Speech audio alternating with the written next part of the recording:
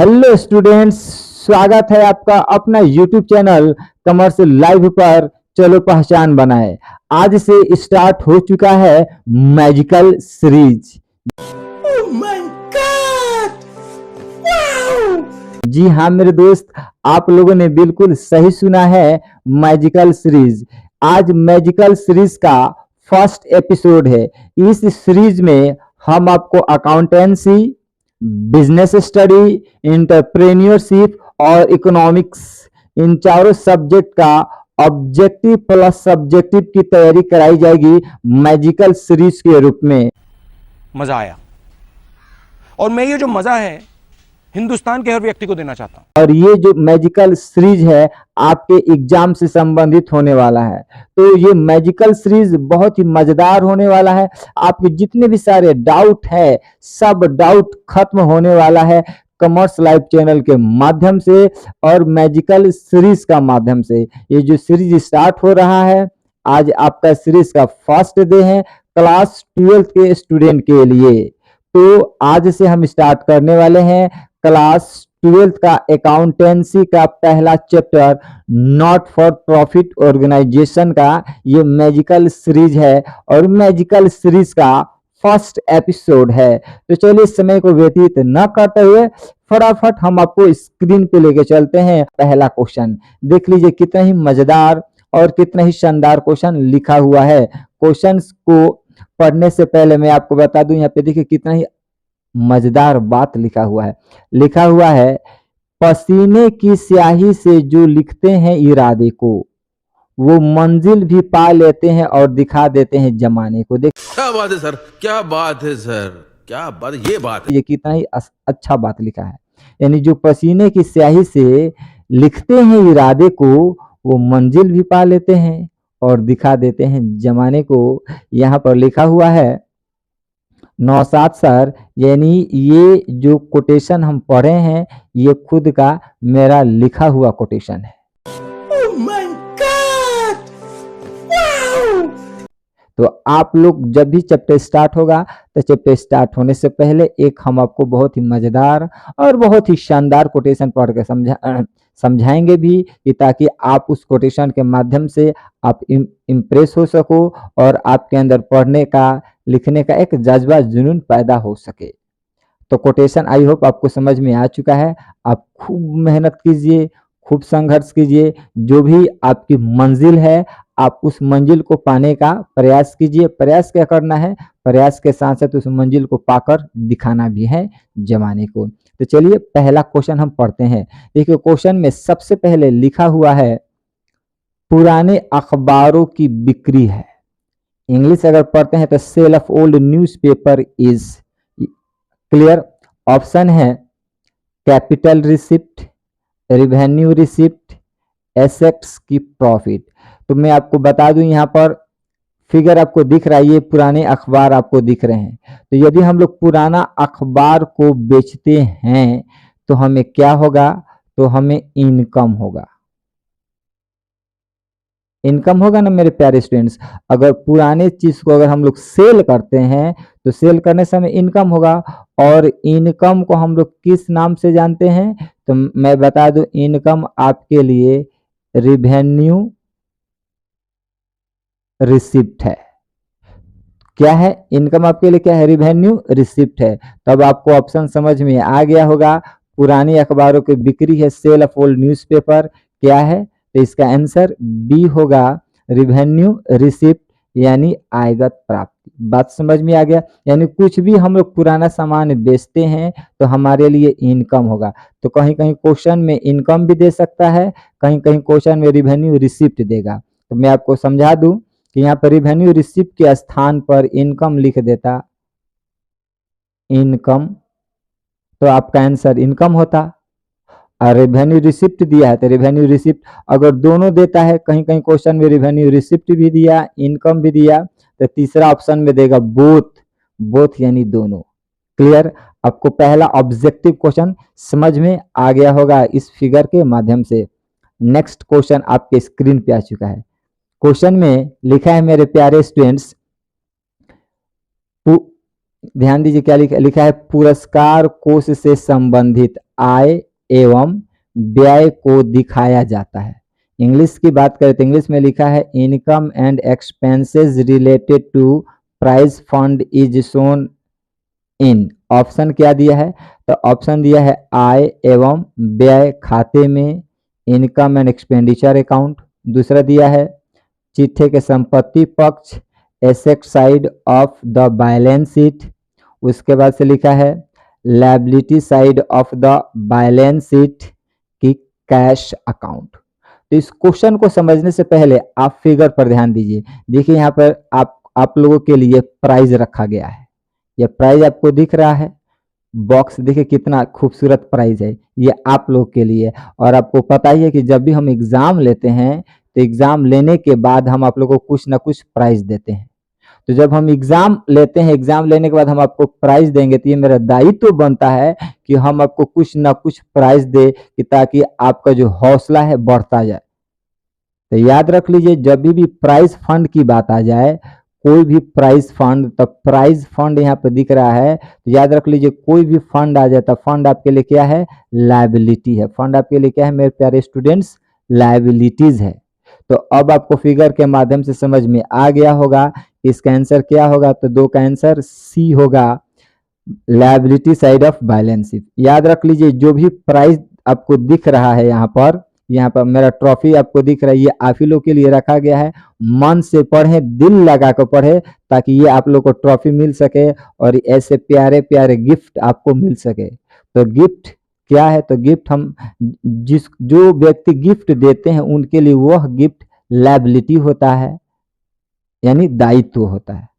Clear बात अब आपको समझ में आ चुका है कि दूसरा का आंसर क्या होगा, तो दूसरा का आंसर सी होगा, liability side of balance sheet. याद रख लीजिएगा गिफ्ट प्राइज लायबिलिटीज है। क्लियर, फिगर के माध्यम से आपको समझ में आ गया। ये जो प्राइज हम देने वाले हैं आप लोगों के, ये देखिए कि आहा कितना खूबसूरत खूबसूरत यहाँ पे प्राइज आपको दिख रहा है। बस समझ में आ रहा है ना, तो ये प्राइज हम आपको देने वाले हैं, तो आप मन लगा कर पढ़िएगा तभी ना प्राइज देंगे। तो ये प्राइज हमारे लिए क्या है, लायबिलिटीज है। मेरा दायित्व तो बनता है कि हम आपको एग्जाम ले, एग्जाम लेने के बाद हम आपको प्राइज दे। क्लियर, तो याद रख लीजिएगा प्राइज फंड क्या है, लायबिलिटीज है। तो जब लायबिलिटीज होगा तो एंट्री किधर होगा, balance sheet of liability side. Clear, next question आपके स्क्रीन पे ये रहा।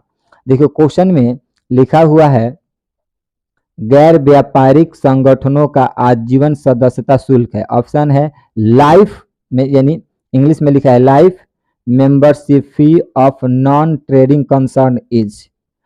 ऑप्शन को पढ़ने से पहले देखिए यहाँ पे नोट में कुछ बात हम लिखे हुए हैं। नोट में क्या लिखा है, तो नोट में लिखा है लाइफ मेंबरशिप फी लायबिलिटी है। लाइफ मेंबरशिप फी क्या है, तो लाइफ मेंबरशिप फी लायबिलिटीज है। ऊपर वहां पर बता दिया गया, यहाँ पर ध्यान दीजिए life membership fee of non trading concern. Option है कैपिटल रिसिप्ट है कि रेवेन्यू रिसिप्ट है कि बोथ है कि नॉन ऑफ दिस। तो याद रख लीजिए ये जो लायबिलिटी आपको दिख रहा है, लायबिलिटी को हम लोग कैपिटल रिसिप्ट के नाम से जानते हैं, यानी capital receipt is equal to liabilities. Clear, या तो आप लायबिलिटीज बोलिए या तो आप कैपिटल रिसिप्ट बोलिए। कहीं कहीं क्वेश्चन में लायबिलिटी देता है तो कहीं कहीं क्वेश्चन में कैपिटल रिसिप्ट देता है। तो अब आपको समझ में आ गया होगा लाइफ मेंबरशिप फी क्या है, तो लाइफ मेंबरशिप फी आपके लिए लायबिलिटी है।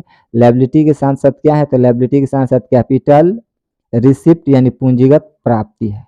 बात समझ में आ रहा है ना। यदि आप इस वीडियो के माध्यम से कुछ नया सीख रहे हैं तो आपका परम कर्तव्य बनता है कि वीडियो को लाइक करें और जितना से ज्यादा हो सके आप वीडियो को शेयर करें। यदि अभी तक चैनल को सब्सक्राइब नहीं किए हैं तो फटाफट चैनल को सब्सक्राइब कर लीजिए, साथ में बेल आइकन भी दबा दीजिए ताकि जो भी लेटेस्ट वीडियो डाले सबसे पहले नोटिफिकेशन आपके माध्यम से पहुंचे। और उस नोटिफिकेशन के माध्यम से यदि आप कुछ नया सीख लेते हैं तो ये मेरे लिए बहुत ही सौभाग्य की बात होगी।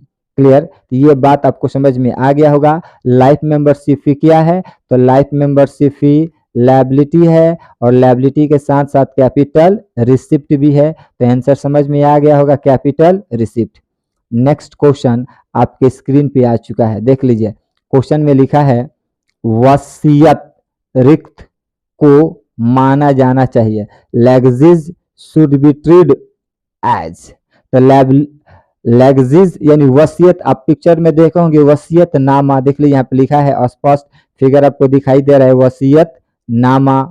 क्वेश्चन को पढ़ने से पहले इधर ध्यान दीजिए, पिता की मृत्यु के बाद प्रॉपर्टी का बंटवारा, भाइयों के बीच प्रॉपर्टी का बंटवारा पिता की मृत्यु के बाद कैसे करें। देखिए यहाँ पे कुछ लोगों का दिया हुआ है, तो याद रख लीजिए जो ये लेगेसीज होता है वसीयत, तो वसीयत क्या होता है, तो वसीयत आपके लिए क्या होता है, लायबिलिटीज होता है। क्या होता है, लायबिलिटीज। इसका आंसर क्या होगा, ए होगा। आपको यहाँ से बात समझ में आ गया होगा। याद रख लीजिए वसीयत नामा लायबिलिटीज है, यानी जब हम लोग के पिताजी हम लोग के लिए जो भी कुछ छोड़ कर जाते हैं तो हम लोग का दायित्व बनता है कि उसकी देख रेख करे, उसका यूज सही से करे, ना कि इधर उधर पियकर जैसे एकदम खा पी के एकदम सब स्वाहा खत्म कर दे, ऑन द रोड पे आ जाए।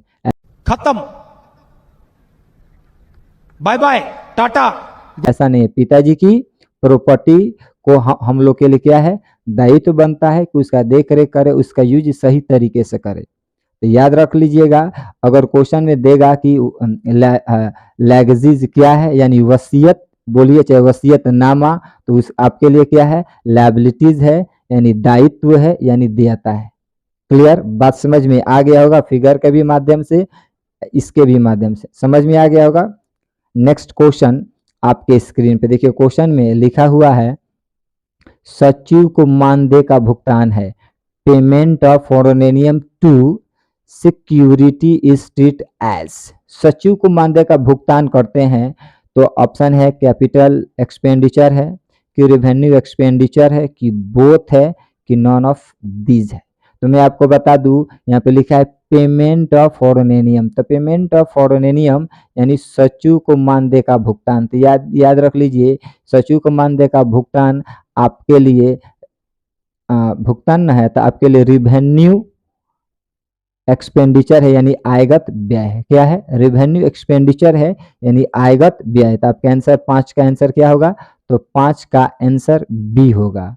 आई होप बात आपको समझ में आ गया होगा। मैं आपको बता दूं कि जब इनकम एंड एक्सपेंडिचर अकाउंट बनाते हैं तो उसमें सिर्फ रेवेन्यू नेचर के आइटम्स का एंट्री होता है, यानी रेवेन्यू रिसिप्ट हो चाहे रेवेन्यू पेमेंट, कैपिटल से संबंधित का एंट्री उसमें नहीं होता है। तो 5 का आंसर बी होगा। क्लियर, अब बात आपको समझ में आ गया होगा। क्वेश्चन नंबर 6 देख लीजिए, कितना ही शानदार क्वेश्चन आ चुका है। क्वेश्चन 6 में लिखा है विशिष्ट दान है, स्पेसिफिक डोनेशन इज। देख लीजिए यहाँ पे कुछ लोग दान दे रहे हैं, आपको दिख रहा है यहाँ पे तस्वीर में। तो यदि आप लोग स्पेशल रूप से दान देते हैं तो ये दान आपके लिए क्या होगा, डोनेशन आपके लिए क्या होगा। तो अगर स्पेशल रूप से दान दिया जाता है तो वह दान पूंजीगत प्राप्ति होती है यानी कैपिटल रिसिप्ट होता है। अगर केवल डोनेशन रहता, सिर्फ ध्यान से सुनिए मेरे प्यारे स्टूडेंट्स, सिर्फ अगर डोनेशन रहता तो डोनेशन आपके लिए इनकम हो जाता। ठीक, अगर इस डोनेशन के साथ कोई नाम जुट जाता है तो याद रख लीजिए वो पूंजीगत प्राप्ति हो जाती है, और पूंजीगत प्राप्ति यानी कैपिटल रिसिप्ट, और कैपिटल रिसिप्ट के साथ साथ एल फॉर लैला नहीं होता है, एल फॉर लायबिलिटीज होता है, तो आपका लायबिलिटीज भी हो जाता है। तो याद रख लीजिए स्पेसिफिक डोनेशन आपके लिए क्या है, लायबिलिटीज है। तो यहाँ पे देख लीजिए लोग स्पेशल रूप से, देखिए डॉलर में, बाप रे बाप, डॉलर में पैसा दिया जा रहा है स्पेशल तरीके से। तो स्पेशल तरीका से यानी विशिष्ट रूप से अगर हम दान देते हैं तो वह दान क्या होता है उस संस्था के लिए, तो वह दान उस संस्था के लिए एक पूंजी बन जाता है।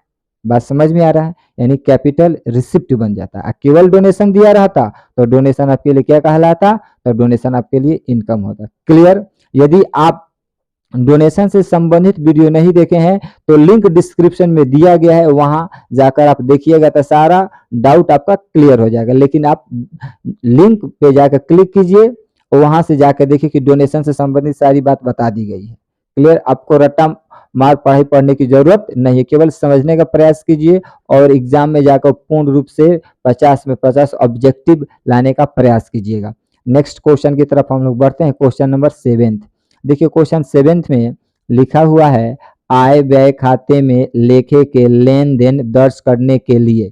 ऑप्शन है income and expenditure account record transactions of, केवल है ऑप्शन क्या दिया है कि capital nature only, revenue nature only, both capital and revenue and capital nature, इनमें से कोई नहीं। तो मैं अभी आपको बताया हूँ, यहाँ अगर दिखाई नहीं दे रहा है तो देख लीजिए आपके स्क्रीन पे इनकम एंड एक्सपेंडिचर अकाउंट का एक फॉर्मेट आ चुका है। और ये एक्सपेंडिचर साइड में जब आप लोग देख रहे हैं तो सिर्फ रिवेन्यू पेमेंट लिखा जाता है, शॉर्ट में पे लिख देते हैं। और ये जो इनकम साइड में आते हैं तो ये जो भी आपको आइटम्स दिख रहा है तो ये आपके लिए क्या है, ये आइटम्स आपके लिए है रिवेन्यू रिसिप्ट। तो याद रख लीजिए इनकम एक्सपेंडिचर अकाउंट में रिवेन्यू पेमेंट का एंट्री होता है और रिवेन्यू रिसिप्ट का एंट्री होता है। तो अब हम लोग क्वेश्चन की तरफ बढ़ते हैं। तो क्वेश्चन 7 में देख लीजिए आंसर क्या दिया है, केवल पूंजीगत प्राप्ति, ये तो आंसर तो होगा नहीं। केवल आयगत प्रकृति यानी ओनली रेवेन्यू नेचर, यही आंसर आपका यही होगा, यानी 7 का आंसर बी होगा। बात समझ में आ रहा है ना? यदि आ रहा है तो आप कमेंट बॉक्स में जरूर लिखिएगा वाह क्या ट्रिक है, समझ में आ गया। क्वेश्चन नंबर ये समझा चुके हैं। क्वेश्चन नंबर 8, आहा 2000 के नोट, बाप रे बाप, देख लो लोग, दे 2000 के नोट है ने देखो 2000 के दिखाई देता है, 500 का दिखाई देता है, सब तोहरे लोग के नुआ हो, लूट लो लोग। कौन है ये लोग, कहां से आते हैं? देखो क्वेश्चन में ध्यान दीजिए, क्वेश्चन में क्या लिखा है। क्वेश्चन में लिखा है बकाया चंदा है, outstanding subscription is a an. तो बकाया चंदा क्या है? ऑप्शन है आय यानी इनकम है, संपत्ति यानी एसेट्स है, दायित्व यानी लायबिलिटीज है, इनमें से कोई नहीं, नॉन ऑफ दीज है। तो मैं आपको बता दूं यहाँ पर स्पष्ट लिख दिया है आउटस्टैंडिंग सब्सक्रिप्शन। तो ये जो आपको कैश दिख रहा है 2000 का नोट, यहाँ पे 500 और 2000 के नोट, तो ये जो आपको कैश दिख रहा है ये कैश क्या है आपके लिए? ये कैश आपके लिए एसेट्स है, एसेट्स है। कैश को एसेट्स के नाम से ही ना जाना जाता है। तो देखिए ये जो चंदा बाकी था, बस समझ में आ रहा है ना, इस व्यक्ति द्वारा इस व्यक्ति को चंदा दिया जा रहा है। तो बकाया चंदा जब दे दिया जाता है, बस में दे रहा है, यानी जो चंदा बाकी था, तो याद है कि जब चंदा बाकी हो जाता है तो आपके लिए एसेट्स बन जाता है। क्या बन जाता है? एसेट्स। तो आपका आंसर क्या हो जाएगा? तो आपका आंसर बी होगा। याद रख लीजिएगा आउटस्टैंडिंग सब्सक्रिप्शन एसेट्स है, इसलिए यहाँ पर कैश एसेट्स है, ये भी कैश एसेट्स है, इसलिए आपको कुछ फिगर दे दिए हैं कि आपको समझ में आ जाए। तो इतना याद रख लेना कि आउटस्टैंडिंग सब्सक्रिप्शन क्या है, तो आउटस्टैंडिंग सब्सक्रिप्शन एसेट्स है, यानी 2000 या नोट। बाप रे बाप, 2000 के 500 के, हाँ देख लो लोग। क्या बोला तूने? बात समझ में आ गया। क्वेश्चन नंबर 9 देखिए, क्वेश्चन नंबर 9 में स्पष्ट लिखा हुआ है यदि स्पष्टता कुछ न दिया हो तो प्रवेश शुल्क को माना जाता है। क्या माना जाता है? इंग्लिश में अगर बात करें तो entrance fee unless otherwise stated is treat as, यानी क्वेश्चन में ये लिखा है ना कि यदि स्पष्टता कुछ न दिया हो तो प्रवेश शुल्क को माना जाता है, यानी कुछ न दिया हो तो एंट्रेंस फी को क्या मानते हैं? एंट्रेंस फी मतलब प्रवेश शुल्क। यदि आप मूवी देखने जाते हैं तो आप टिकट लीजिएगा कि नहीं लीजिएगा? बात समझ लीजिए। तो ये टिकट, अगर आप किसी म्यूजिशियन में जाते हैं तो इस म्यूजिशियन में के अंदर जाने के लिए आपको पास बनवाना पड़ता है, पास बोलिए चाहे टिकट, वहां पे भी टिकट। जू में जाते हैं, जू यानी जू है ना, जू का मतलब क्या होता है? यानी चिड़ियाघर। तो चिड़ियाघर भी में जाते हैं तो वहां पर आपको टिकट चाहिए ना, तो टिकट तो यानी उसमें प्रवेश करने के आपको टिकट चाहिए। तो टिकट क्या है? तो टिकट उन लोग के लिए क्या है? रिवेन्यू रिसिप्ट है, यानी 9 का आंसर ए होगा। रिवेन्यू रिसिप्ट आपको किस नाम से जाना जाता है? तो रिवेन्यू रिसिप्ट को इनकम के नाम से जाना जाता है, इसके पहले ऑब्जेक्टिव में बता दिए हैं।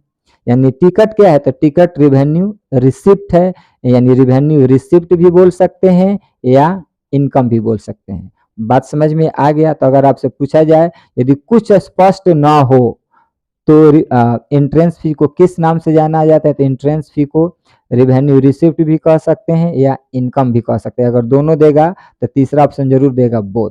इसलिए यहाँ पर टिकट का हम आपको फोटो लगा दिए कि समझ में आ जाएगा। टिकट यानी एंट्रेंस फी। बात समझ में आ चुका है। Next question, question number 10।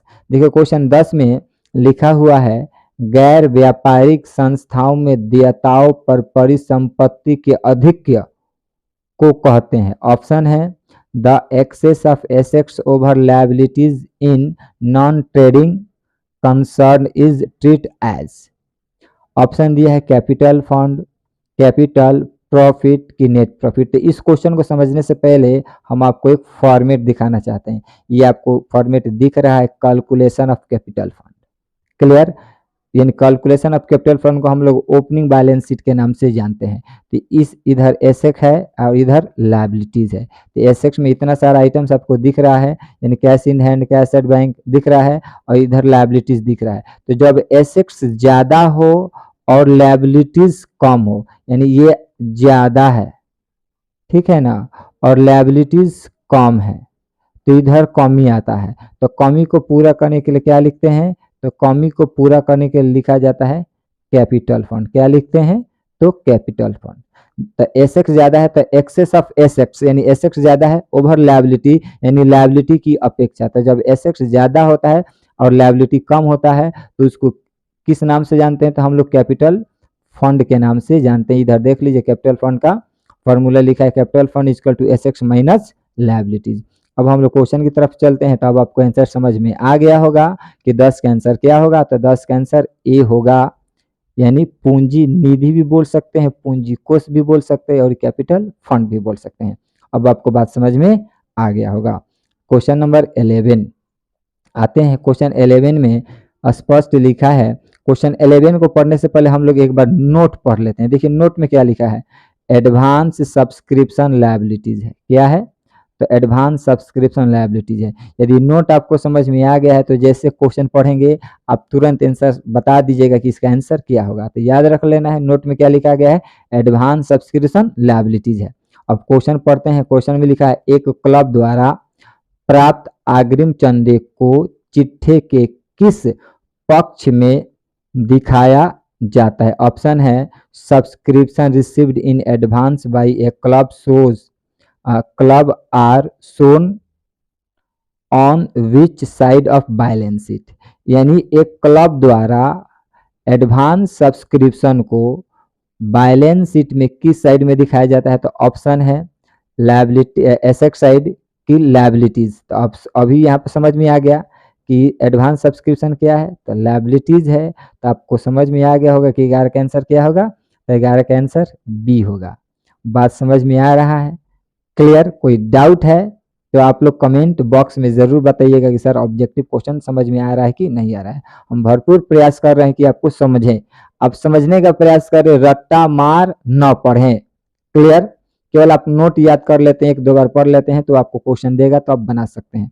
Question 11 तक समझ में आ चुका है। क्वेश्चन नंबर 12 देखिए। क्वेश्चन 12 में क्या लिखा है? क्वेश्चन 12 में लिखा है which of the following is not an income. अब हिंदी अगर बात करें तो निम्न में कौन सा आय नहीं है? चंदा यानी सब्सक्रिप्शन तो इनकम है, आपको तो पता ही है। डोनेशन यानी दान भी इनकम है। सेल ऑफ टिकट भी बेचेंगे, इनकम है। ये सब इनकम है, यानी इंडोमेंट फंड इनकम नहीं है। तो आपका आंसर 12 का आंसर डी होगा। बात समझ में आ गया? क्वेश्चन नंबर 13 देख लीजिए, कितना मजेदार और कितना शानदार फोटो है।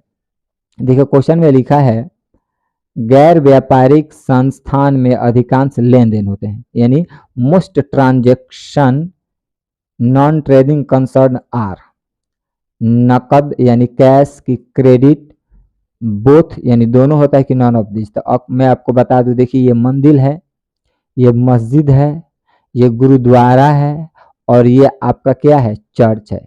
ये नॉन ट्रेडिंग कंसर्ट है, यानी ये लाभ न कमाने वाली संस्थाएं हैं। और लाभ न कमाने वाली संस्था में अधिकांश जो लेन देन होता है वो नकदी होता है, उधार इसमें लेन देन नहीं होता है। अक्सर कोई कहेगा चंदा हम दे दें, हेलो चंदा 500 बा ले लो, 100 रुपया चंदा, 400 रुपया बाकी रही। ऐसा कहीं आप लोग सुने हैं?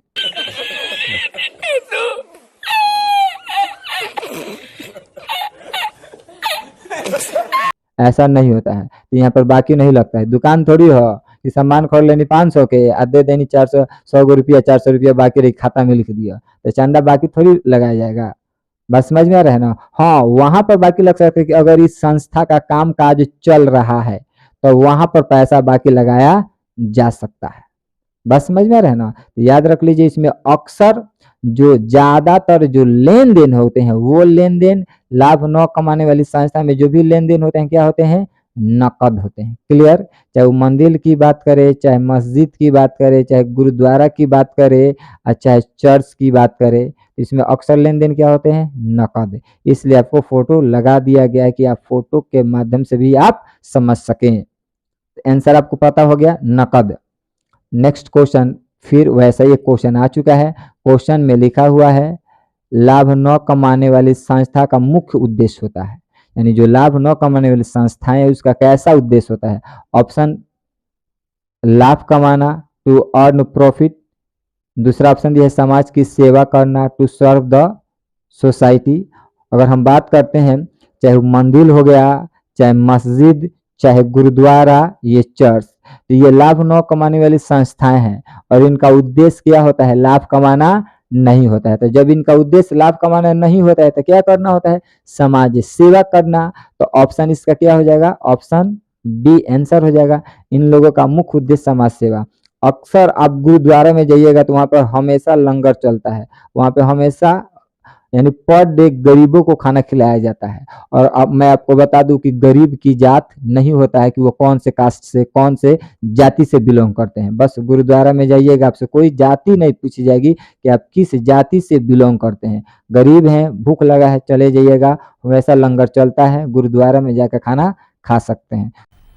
मजा आया, और मैं ये जो मजा है हिंदुस्तान के हर व्यक्ति को देना चाहता हूं। तो उनका मुख्य उद्देश्य क्या होता है, समाज सेवा करना। बात समझ में आ रहा है ना। तो कोई भी हो, चाहे मंदिर की बात करे, चाहे मस्जिद की बात करे, चाहे गुरुद्वारा की बात करे, चाहे चर्च की बात करे, तो इन लोग का मुख्य उद्देश्य क्या होता है, तो इन लोग का मुख्य उद्देश्य समाज की सेवा करना होता है। क्लियर। 14 का आंसर बी समझ में आ गया। अब क्वेश्चन नंबर 15 देखिए। क्वेश्चन 15 को पढ़ने से पहले पहले नोट हम लोग पढ़ लेते हैं। देखिए नोट में लिखा है सब्सक्रिप्शन इनकम है। पहला बात क्या है, सब्सक्रिप्शन इनकम है और रिवेन्यू रिसिप्ट भी है। देख लीजिए, बहुत ही मजेदार बात यहाँ पे लिखा गया है। ये सब लॉलीपॉप चीज है और लॉलीपॉप को नहीं छोड़ना चाहिए। कौन है ये लोग, कहां से आते हैं ये? बस समझ में आ रहा है ना। तो सब्सक्रिप्शन इनकम है और रिवेन्यू रिसिप्ट भी है। ये बात आपको समझ में आ गया। अब हम यहाँ पे पढ़ते हैं क्वेश्चन। क्वेश्चन में लिखा है एक संस्था द्वारा प्राप्त चंदा है, यानी subscription receipt by an organisation. देख लीजिए, ये आर्य समाज है, अनाथालय, ये भी क्या है, लाभ न कमाने वाली संस्था है। तो लाभ न कमाने वाली संस्था को यदि हम लोग शॉर्ट में SUB शॉर्ट में सब्सक्रिप्शन लिख देते हैं, यदि लाभ न कमाने वाली संस्था को हम लोग सब्सक्रिप्शन देते हैं और ये संस्था सब्सक्रिप्शन को रिसीव करती है, तो इन संस्था को क्या होगा, तो इस संस्था को इनकम होगा, इनकम ही होगा। यहाँ पे स्पष्ट बता दिया गया है कि सब्सक्रिप्शन इनकम भी है और इनकम के साथ साथ रिवेन्यू रिसिप्ट भी है। तो आई होप अब आपको समझ में आ गया होगा कि इसका ऑप्शन क्या होगा, आंसर क्या होगा। आप लोग कमेंट करके जरूर बताइएगा 15 का आंसर क्या होगा। क्लियर। तो मैं बता देता हूं कि 15 का आंसर बी होगा, आयगत प्राप्त यानी रिवेन्यू रिसिप्ट। क्लियर।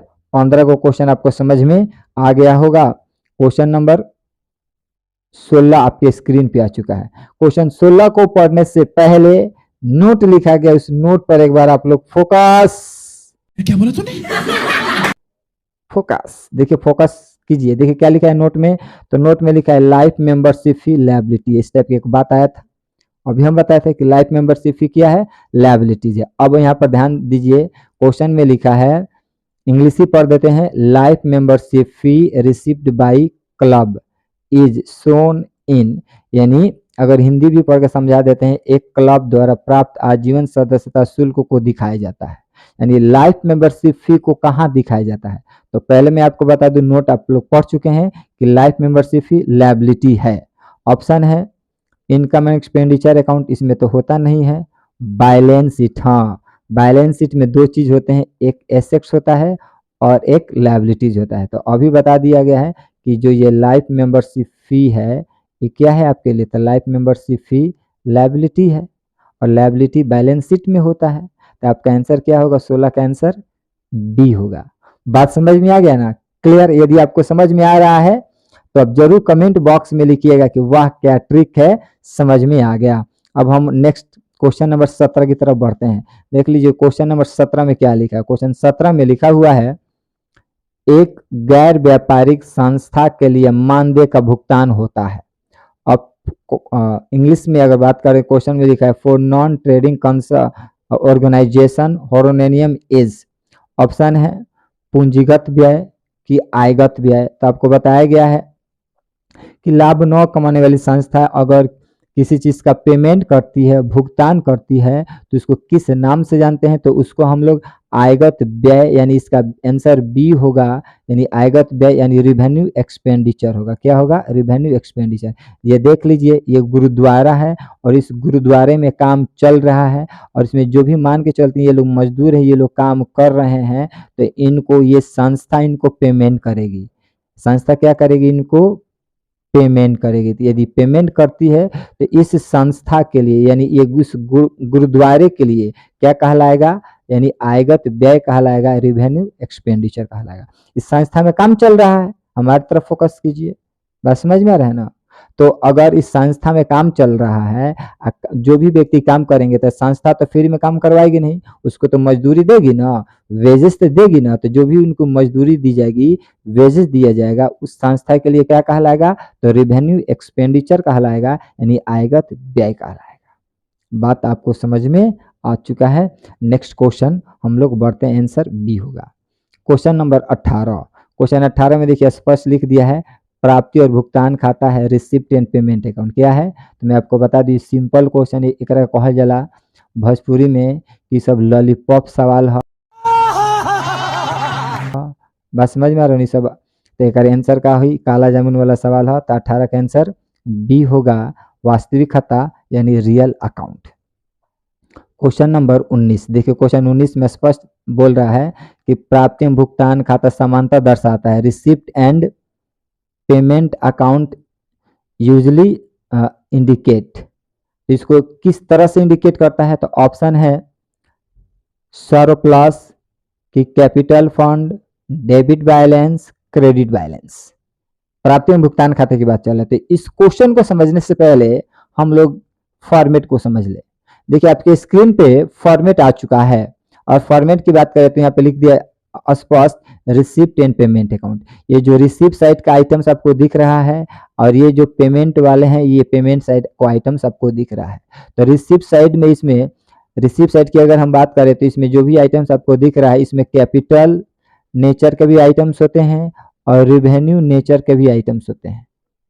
बात समझ में आ रहा है ना। इधर भी पेमेंट की बात करते हैं तो इसमें भी रिवेन्यू नेचर, कैपिटल नेचर का भी पेमेंट होता है और रिवेन्यू नेचर का भी एन है, रिवेन्यू नेचर का भी पेमेंट होता है। तो अब क्वेश्चन में अगर हम बात करें तो क्वेश्चन में ये कह रहा है ना कि रिसिप्ट एंड पेमेंट अकाउंट को जनरली इंडिकेट करते हैं। तो ध्यान दीजिए, इधर देखिए यहाँ पे देखिए वो कलर किया गया है, मेन यही चीज है। तो क्या चीज से इंडिकेट करते हैं इसको, तो कैश इन हैंड और या तो cash at bank.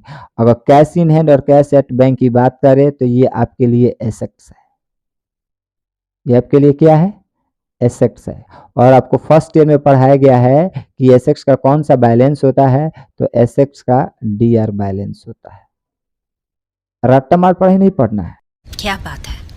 Cash in hand या कैश एट बैंक, तो ये आपके लिए क्या है, एसेट्स है। और एसेट्स का कौन सा बैलेंस होता है मेरे प्यारे स्टूडेंट्स, तो एसेट्स का डीआर बैलेंस होता है। क्या कौन सा बैलेंस होता है, एसेट्स का डीआर बैलेंस होता है। क्लियर, ये एसेट्स है ना, कैश इन हैंड एसेट्स है, कैश एट बैंक एसेट्स है, तो इसका डीआर बैलेंस होता है। तो अब हम लोग क्वेश्चन की तरफ हम लोग बढ़ते हैं। तो क्वेश्चन में देखिए कहीं लिखा है डीआर बैलेंस, डीआर यानी डेबिट बैलेंस, तो आंसर सी। बात समझ में आ गया। नेक्स्ट क्वेश्चन नंबर 20 देखिए, 20 में लिखा हुआ है income and expenditure account generally indicate. अब इनकम एंड एक्सपेंडिचर अकाउंट को इंडिकेट करते हैं, तो इंडिकेट करने से पहले ऑप्शन बाद में हम लोग पढ़ेंगे, तो पहले हम लोग फॉर्मेट की तरफ चलते हैं।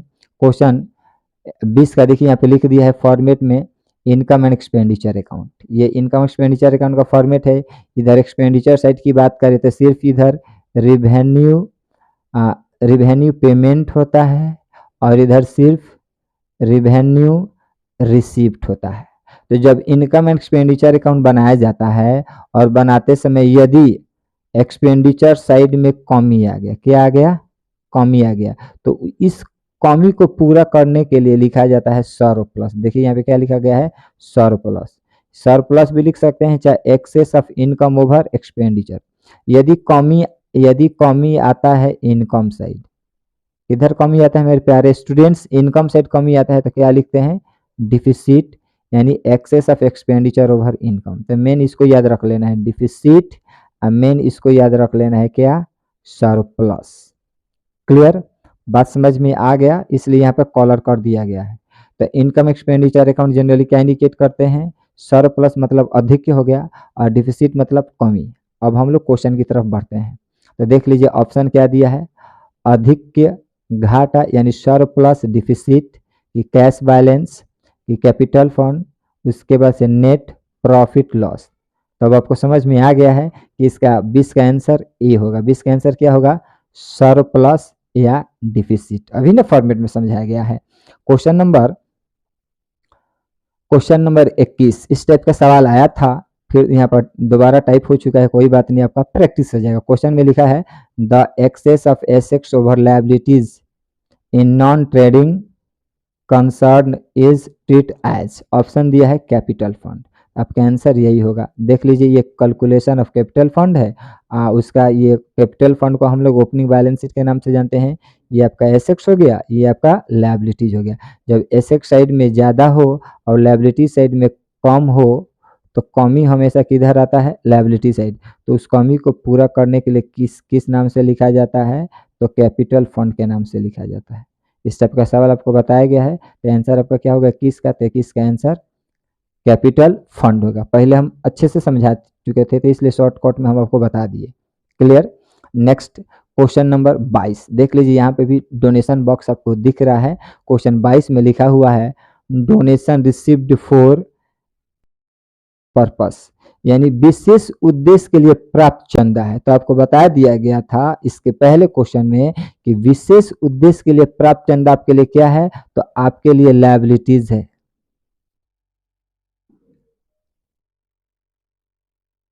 क्या है आपके लिए, तो विशेष चंदा आपके लिए लायबिलिटीज है। अब लायबिलिटीज समझ में आ गया तो ऑप्शन पढ़ेंगे तो आपको समझ में आ जाएगा। ऑप्शन दिया है should be recorded to income and expenditure account, ये तो हो नहीं सकता है ऑप्शन। दूसरा दिया है should be credited to separate account and show in the balance sheet. Balance sheet आ गया तो बैलेंस शीट में ही एसेट्स और लायबिलिटी होता है, तो इसका आंसर क्या होगा, तो 22 का आंसर बी हो गया। बात समझ में आ गया मेरे प्यारे स्टूडेंट्स, 22 का आंसर क्या होगा, बी होगा। केवल डोनेशन देगा तो इनकम, स्पेशल डोनेशन दे देगा तो आपके लिए क्या हो जाएगा, लायबिलिटीज। आपको फिर से बता दूं, यदि डोनेशन से संबंधित वीडियो नहीं देखें तो लिंक डिस्क्रिप्शन में दिया गया है, वहां से जाकर आप देख सकते हैं। क्वेश्चन नंबर 23 आ चुका है। देखो क्वेश्चन 23 में क्या लिखा है, निम्न में कौन सी मद प्राप्ति भुगतान खाते में जाएगी। ऑप्शन दिया है अदत्त वेतन, ये जा नहीं सकता है। दूसरा दिया है हरास यानी डेप्रीसिएशन, ये भी हो नहीं सकता है। आजीवन सदस्यता शुल्क यानी लाइफ मेंबरशिप फी, यानी यही आंसर होगा। तो 23 का आंसर क्या होगा, तो 23 का आंसर सी होगा। लाइफ मेंबरशिप फी का entry receipt and payment account में होता है। और आपको बता दूं, यानी रिसिप्ट एंड पेमेंट अकाउंट में एडजस्टमेंट का एंट्री नहीं होता है।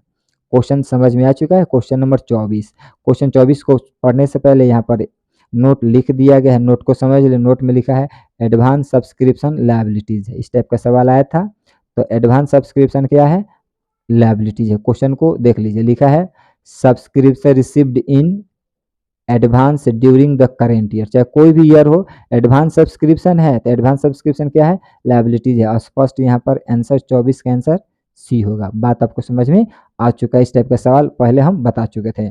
उसके बाद से क्वेश्चन नंबर 25 देखिए, क्वेश्चन 25 में लिखा हुआ है most transaction in non trading concern are.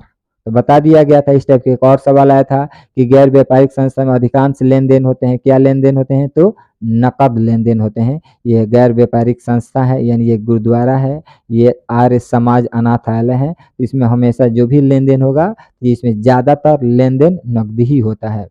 Question समझ में आ चुका है। क्वेश्चन नंबर 26 में लिखा हुआ है, आय व्यय खाता में लिखा जाता है, income and expenditure accounts record. Option दिया है सभी नकद प्राप्ति भुगतान, नहीं ये गलत है। सभी उधार प्राप्ति भुगतान, ये भी गलत है। सभी नकद एवं उधार प्राप्ति भुगतान, ये भी गलत है। इनमें से कोई नहीं, यानी जब ये तीनों नहीं है तो आपका आंसर 26 का आंसर बात करें तो 26 का आंसर डी होगा। बात समझ में आई। यानी इनकम एक्सपेंडिचर अकाउंट में रिवेन्यू नेचर के आइटम्स होते हैं, तो रिवेन्यू नेचर के रिसिप्ट भी होते हैं, पेमेंट। तो यहाँ पे बोल दिया सभी प्राप्ति, तो सभी प्राप्ति का मतलब क्या हो जाएगा, सभी प्राप्ति का मतलब पूंजीगत प्राप्ति भी हो सकता है, यानी कैपिटल रिसिप्ट भी हो सकता है, इसलिए इसमें इसका आंसर नॉन ऑफ दीज होगा। क्वेश्चन नंबर 27 लास्ट क्वेश्चन है। खत्म, बाय बाय, टाटा, गुड बाय। क्वेश्चन 27 में लिखा है कौन सा क्रम सही एवं उचित है। ऑप्शन है, इंग्लिश ऑप्शन दे तो पहले लिखा है cash book, receipt and payment account, उसके बाद से लिखा है income expenditure account and balance sheet. हाँ, तो मैं आपको बता दूं पहला ही आंसर सही होगा, यानी 27 का आंसर ए होगा।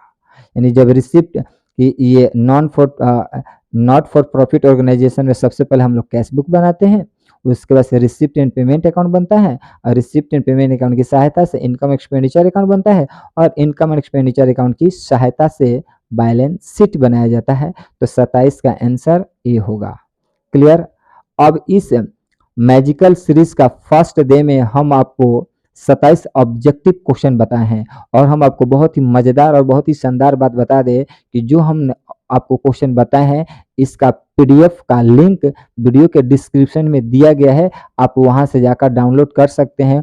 उस पीडीएफ में आपको ऑब्जेक्टिव क्वेश्चन भी दिया गया है, प्लस कुछ सब्जेक्टिव भी क्वेश्चन है, कुछ प्रैक्टिकल क्वेश्चन है। तो मैजिकल सीरीज के रूप में उस पीडीएफ में जो भी सारे सवाल दिया गया है हम सब आपको बारी बारी से समझाएंगे भी और प्रैक्टिकल क्वेश्चन भी बताएंगे। आई होप कि ये वीडियो आपको अच्छा जरूर लगा होगा।